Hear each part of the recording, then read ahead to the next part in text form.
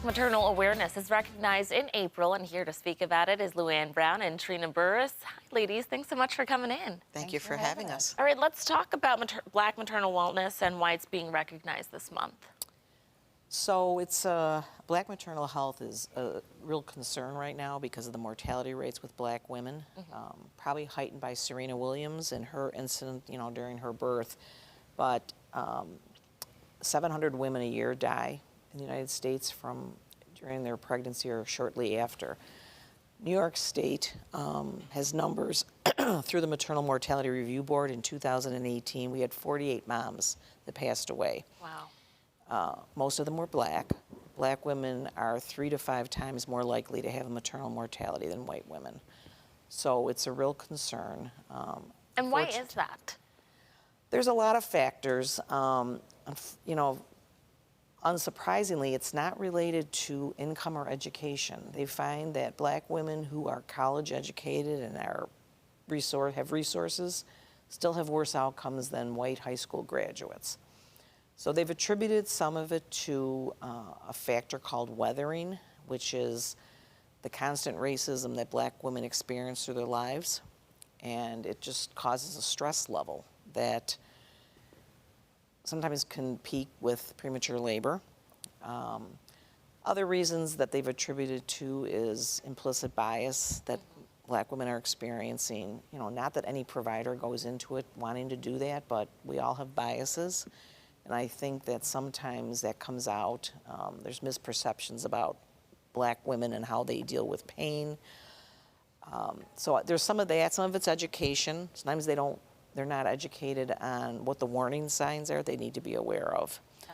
So I think it's some of those factors that they've attributed it to. So what can be done to address Black maternal health?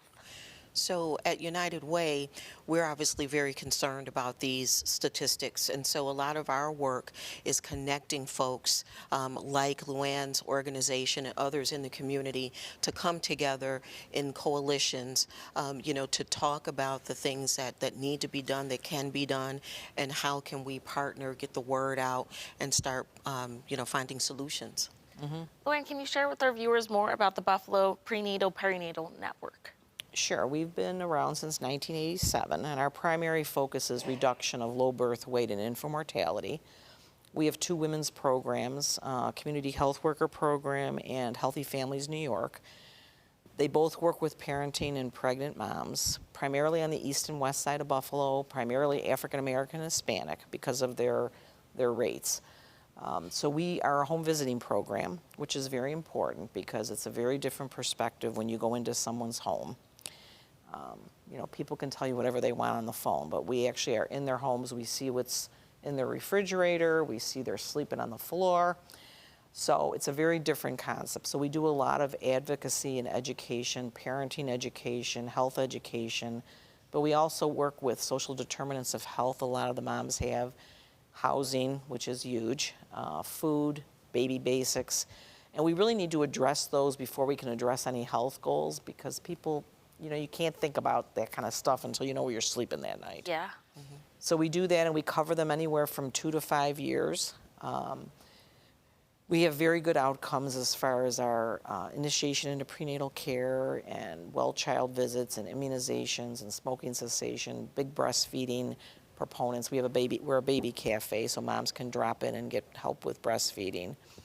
And then we also have a fatherhood program, which we started a couple years ago, which has been a nice addition to our agency because dads are important, and it's been shown that dads can also have an impact with their partner's birth outcomes, postpartum depression, breastfeeding success. So that's what we do. We have about 50 staff, and our staff are from the communities they serve.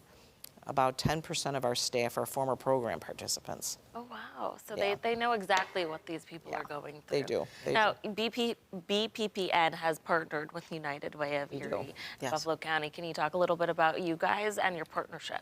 Sure. So for us, it's very important to provide access and remove barriers. And so when you hear Luann talk about how the program is set up, that's what United Way wants to do and focus on 100% of our time. And so for us, we've had many, many partnerships. We certainly are supporting some of those programs that Luann mentioned, to make sure that the community has what it needs. Removing barriers to financial hardship and all those sorts of things really start right at the beginning of life.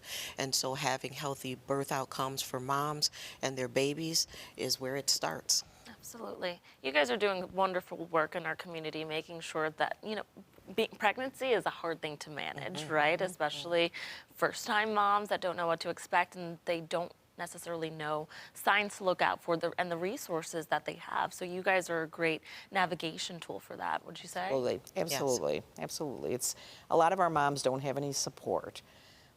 So we partner with other agencies, Nurse Family Partnership, which is also a home visiting, Melanated Moms, My Mommy's Village, Kami Nature Doulas. There's a lot of support for moms. We just have to connect them with us.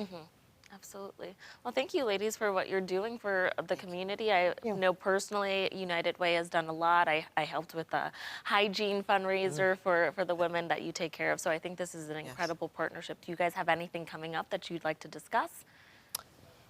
Oh, we'll be having our annual fundraiser July 19th, which is at the Foundry, and that's a great event. It's a Wednesday evening. We recognize actually one of Trina's employees, Mary Kay Comtos. Giving you a shout out, Mary Kay. There you go, Mary Kay. Mary Kay, she's one of our award winners.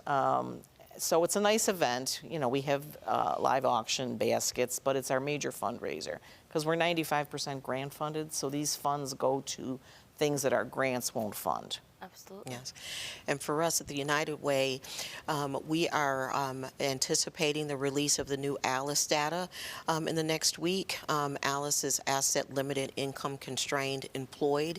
And so those are those folks that are facing financial hardship. And in our community, that equates to about 40% of the folks in our community. And so the ALICE data will tell us how they have fared in the last couple of years.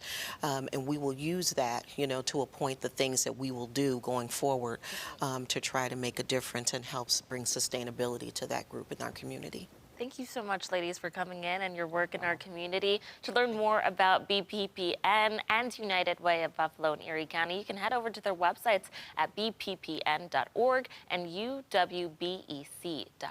Thank you again, ladies. Thank you. Thank you.